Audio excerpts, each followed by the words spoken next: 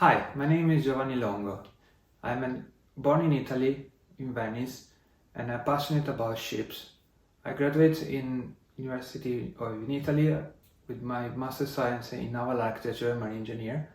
I worked in Milan and then I moved to UK to work as a consultant in London. I'm curious about history and how the things are created, and since I moved here I've been curious and tried to learn as much as possible of the UK British history of the ships and the evolution they have done since the early remaining we found.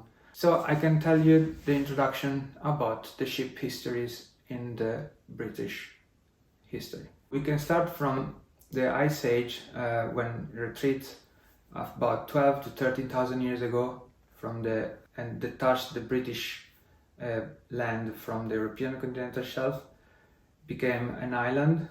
So everything from the migration to the trades has been done with the ships. All the earlier remainings are like a kind of speculation. We don't know about much of the type of ships were used or kind of vessels they were using at that time.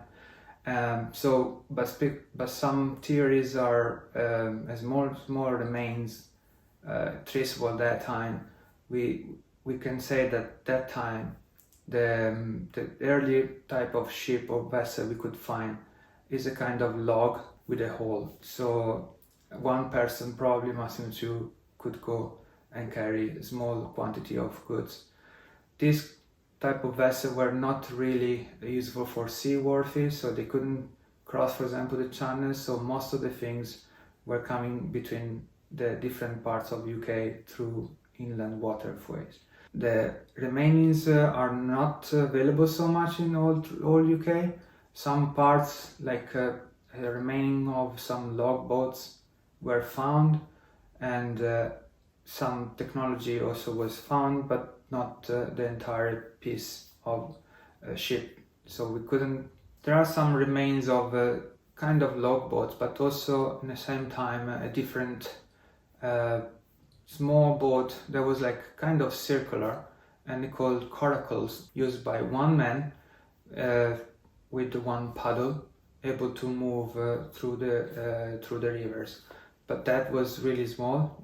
It's like 1 meter long max, two, and then it was just for small movement mostly to cross some lakes and river, for example, at that time.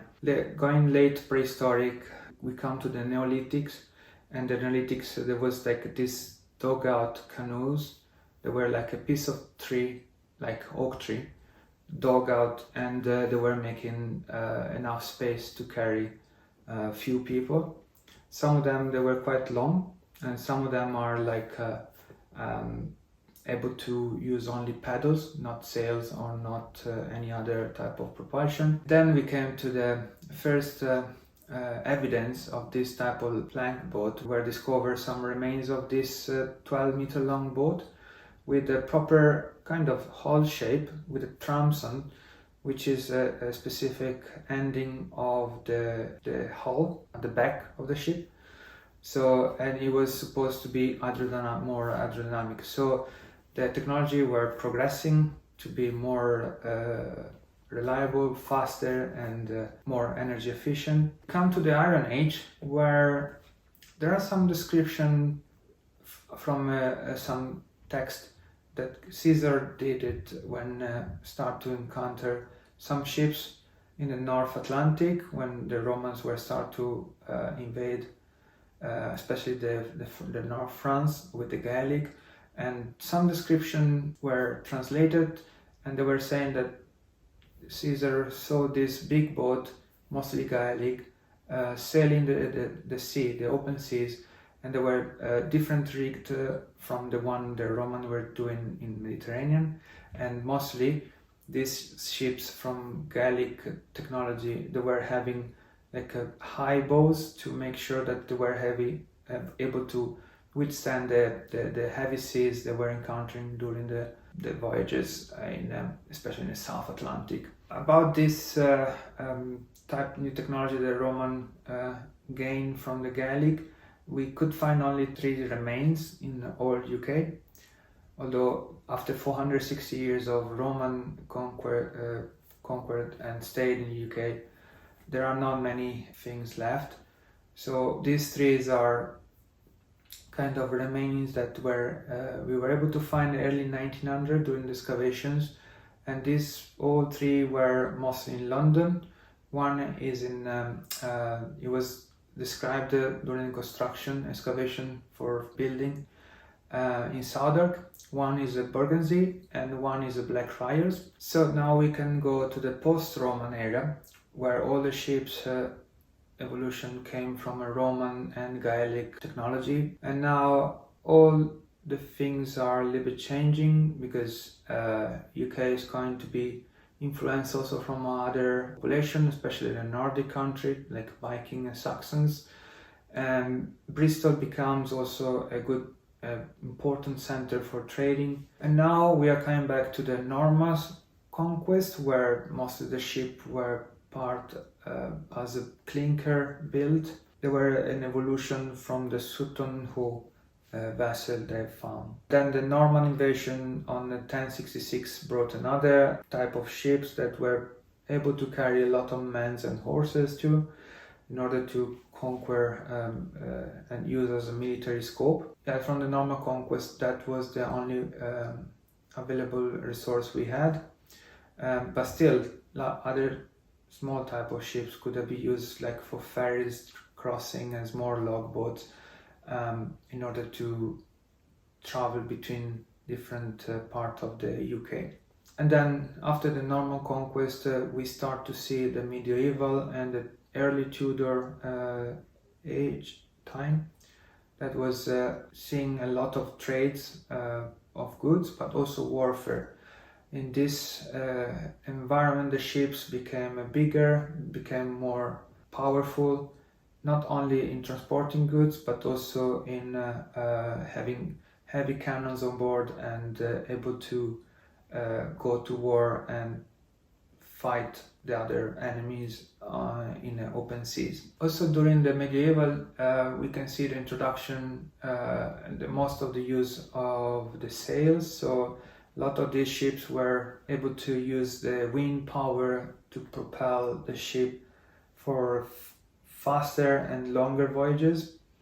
A proof was that Christopher Columbus in 1492 could reach America only on a wind propulsion, which makes these ships, already ocean-going ships, able to carry passengers and goods for months out in sea and reach a longer distance than ever before. And then from the warship point of view, there was a huge expansion of these war galleys.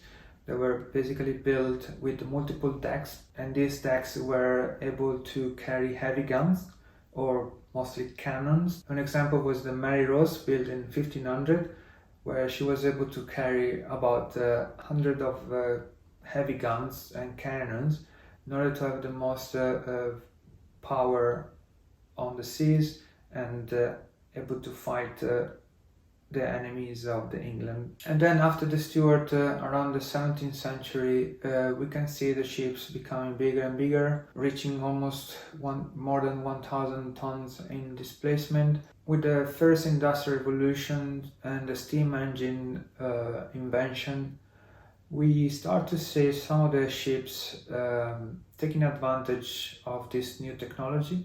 Although early use of this technology, especially steam propulsion, was limited to only a few ships, and these ships were only able to use a paddle propulsion, because at that time the propeller was not yet invented. This came later, and with the propeller the ships could improve the performance, going faster and reach longer distances.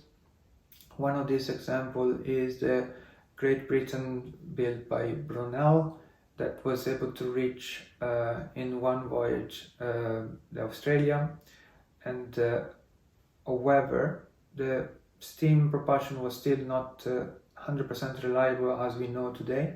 So the ships were still having a capacity to use the wind, so they still have sails and mast able to use during the wind, when was the wind available and the steam was not possible to use. With the advance of technology and the steam becoming more popular, then the ships start to use more and more this technology until the invention in early 1900 of the diesel engine, which was breakthrough of the nowadays technology that we are still using today. Instead of using coal and steam, we are using combustion engine, which are able to provide a huge amount of power compared to the size of an entire steam engine system. With the Second World War, we start to see the first nuclear ships built after the use of atomic bomb.